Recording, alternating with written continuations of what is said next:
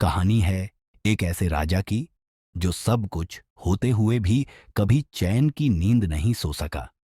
कहते हैं उसका राजमहल जितना भव्य था उतना ही उसमें छिपा था एक रहस्यमयी शाप। राजा वीरेंद्र, एक ऐसा शासक जिसकी नजरें हमेशा एक ही तस्वीर पर टिकी रहती थीं।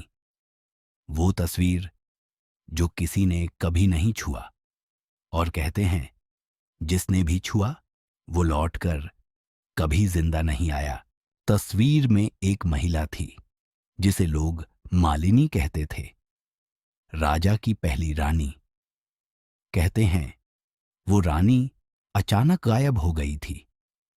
कोई नहीं जानता वो कहां गई, लेकिन राजा ने उस दिन से दूसरी शादी नहीं की।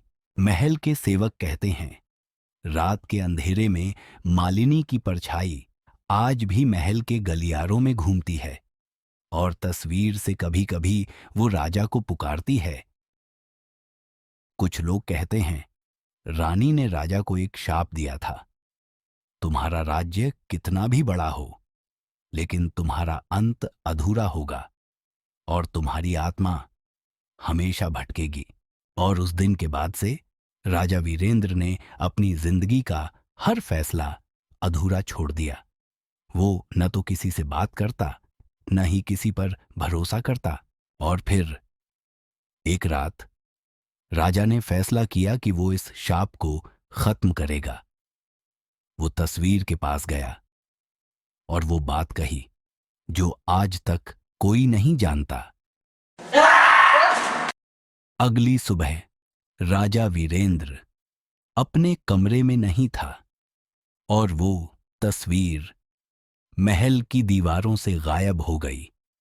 आज भी लोग कहते हैं अगर आप उस महल में जाएंगे तो राजा की आवाजें सुनाई देंगी। क्या आप इस राजा की गाथा पर यकीन करते हैं? और अगर आप इस महल में होते तो क्या आप तस्वीर को छूने की हिम्मत करते? नीचे कमेंट में अपनी राय बताएं। ऐसी और कहानियों के लिए सब्सक्राइब करें।